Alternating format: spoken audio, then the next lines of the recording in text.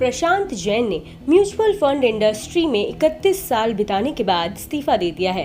उनका नाम दुनिया की सबसे लंबे समय तक फंड मैनेजर रह चुके लोगों में शामिल है।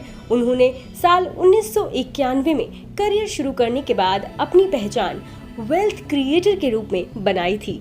वे वैल्यू इन्वेस्टिंग में भरोसा रखते थे। जैन के करियर की खास बात ये रही कि उन्होंने हमेशा अपने फैसलों पर भरोसा किया। कई बार उनके फैसले दूसरे फंड मैनेजर्स की सोच से अलग होते थे। उनका जोर हमेशा लॉन्ग टर्म इन्वेस्टिंग पर रहा।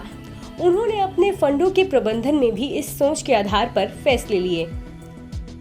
जैन ने 1991 में SBI कैप्स में तब अपना करियर शुरू किया जब देश के आर्थिक सुधार की प्रक्रिया शुरू हो रही थी।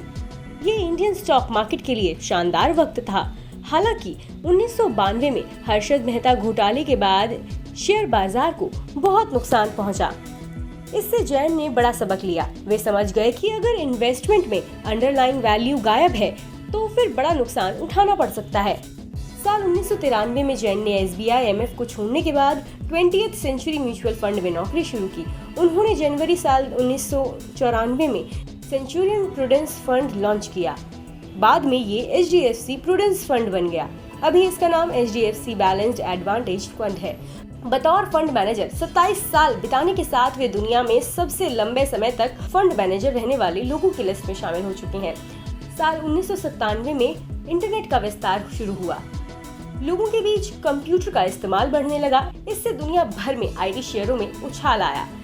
इंडिया में कुल मार्केट कैपिटलाइजेशन में IT कंपनियों की हिस्सेदारी 40% थी, लेकिन देश की GDP में उनका योगदान सिर्फ 1% था। इस बदलाव को समझने वाले कुछ लोगों में जैन भी शामिल थे। हालांकि 1999 के आखिर में उन्होंने ज्यादातर IT शेयरों में निवेश खत्म कर दिया। इसकी जगह उन्होंने FMCG और कंज्यूमर ड्यूरेबल जैसे डिफेंसिव शेयरों में निवेश करना शुरू किया। फिर केतन पारेख घोटाले के बाद साल 2000 की शुरुआत में IT का बुलबुला फटा तो जैन सही साबित हुए। उनके फंड को छोड़ दें तो दूसरे फंडों को बहुत नुकसान उठाना पड़ा। 1999 में ज्यूरिक इंडिया म्यूचुअल फंड ने 20th सेंचुरी MF को खरीद लिया। जैन इसके चीफ इन्वेस्टमेंट ऑफिसर बन गए। उन्होंने निवेश के ऐसे फैसले लिए जो बाद में सही साबित हुए। कुछ लोगों का कहना है कि शानदार रिटर्न वाले शेयरों की पहचान के मामले में जैन के हुनर को देखते हुए HDFC म्यूचुअल फंड ने 2003 की शुरुआत में ज्यूरिक इंडिया म्यूचुअल फंड को खरीदने का फैसला किया। अब HDFC इक्विटी का नाम HDFC फ्लेक्सी कैप हो गया है। HDFC टॉप 200 का नाम HDFC टॉप 100 हो गया है।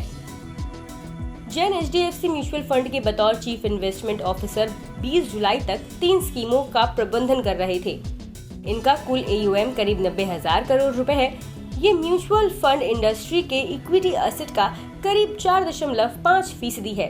इन तीनों फंड्स ने बेंचमार्क से ज्यादा रिटर्न दिए हैं। खास बात यह है कि अच्छे खराब सभी तरह के समय में इन फंडों का प्रदर्शन अच्छा रहा है। HDFC balanced advanced fund India की तीसरी सबसे बड़ी स्कीम है। पिछले एक साल में इसने 10.81% रिटर्न दिया है, जो अल्फा रिटर्न है। पिछले 10 साल में इस फंड का प्रदर्शन दूसरे फंडों के मुकाबले शानदार रहा है। ये इंडिया का एकमात्र हाइब्रिड फंड है जिसमें डेट और इक्विटी पोर्शन का प्रबंधन एक ही फंड मैनेजर करता है। HDFC फ्लेक्सी फंड ने दूसरे फंडों के मुकाबले अलग अलग टाइम फ्रेम में बहुत अच्छा रिटर्न दिया है। पहले इस फंड का नाम HDFC इक्विटी फंड था। ये फंड ज्यूरिक इंडिया का है, जो कंपनी के एक्विजिशन के बाद HDFC MF के पास आ गया था।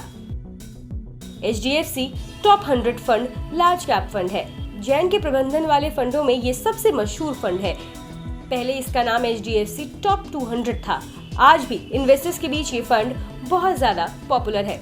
इसका AUM 20,542 करोड़ रुपए है।